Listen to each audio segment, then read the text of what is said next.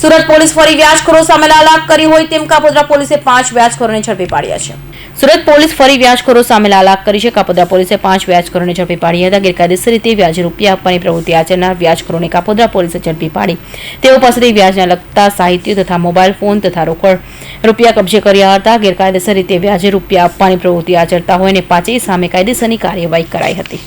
ગઈકાલે Kapodra police station દ્વારા ગેરકાયદેસર રીતે વ્યાજનો ધંધો કરતા વ્યક્તિઓ પર કાર્યવાહી કરવા માટે એક સ્પેશિયલ ડ્રાઈવનું આયોજન કરવામાં આવેલું, જે અંતર્ગત કાપોદ્રા પોલીસ સ્ટેશન વિસ્તારમાં આવેલા નાના વરાછા, ગાયત્રી સોસાયટી, બાલમુકુંદ સોસાયટી, આ બધી સોસાયટીઓમાં શાકભાજીની લારીવાળા, રિક્ષાવાળા સામાન્ય રીતે ધંધો કરતા હોય છે, જેને ઊંચા વ્યાજે ગેરકાયદેસર રીતે અને વ્યાજનું લાયસન્સ ધરાવતા ન હોવા છતાં ઊંચા વ્યાજે 5,000, 10,000, 20,000, 25,000 ઊંચા વ્યાજે દેતા અને ડેઇલી કલેક્શન કરવાની ડાયરી સાથેના આરોપીઓને પકડવા માટે ખાસ ડ્રાઈવનું આયોજન કરવામાં આવેલું, જે અંતર્ગત છેલ્લા 2 દિવસથી ખાનગી રીતે માહિતી મેળવવામાં આવી કે ક્યાં ક્યાં કઈ જગ્યાએ આ લોકો આવે છે અને આવા ગરીબ માણસોને ખોટી રીતે વ્યાજના પૈસા આપી અને હેરાન પરેશાન કરે છે। જેના અનુસંધાને કાલે કાપોદ્રા પોલીસ સ્ટેશન દ્વારા જુદી જુદી 3 ટીમો બનાવી અને જુદી જુદી જગ્યાએ નાના વરાછા, કાપોદ્રા, રૂક્ષ્મણી સોસાયટી વગેરેમાં રેડો કરી અને કુલ 5 આરોપીઓને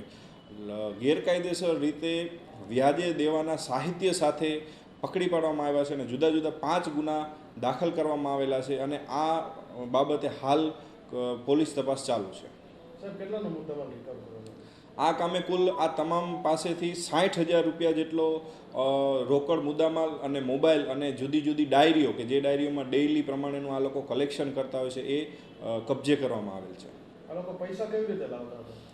એક આરોપી બે આરોપીને પૂછપરછ કરતાં પોતે એવું જણાવેલું છે કે અમે ફાઇનાન્સ કંપનીમાં લોન લઈને વ્યાજે આપીએ છીએ, એટલે પોતે પણ ફાઇનાન્સ કંપનીમાં લોન લે છે અને વ્યાજ કરે છે અને સરળતાથી પૈસો કમાય છે અને ગરીબ માણસોને હેરાન પરેશાન કરે છે। આ રીતની હકીકત આ સમગ્ર કિસ્સામાં માલુમ પડેલ છે હાલ।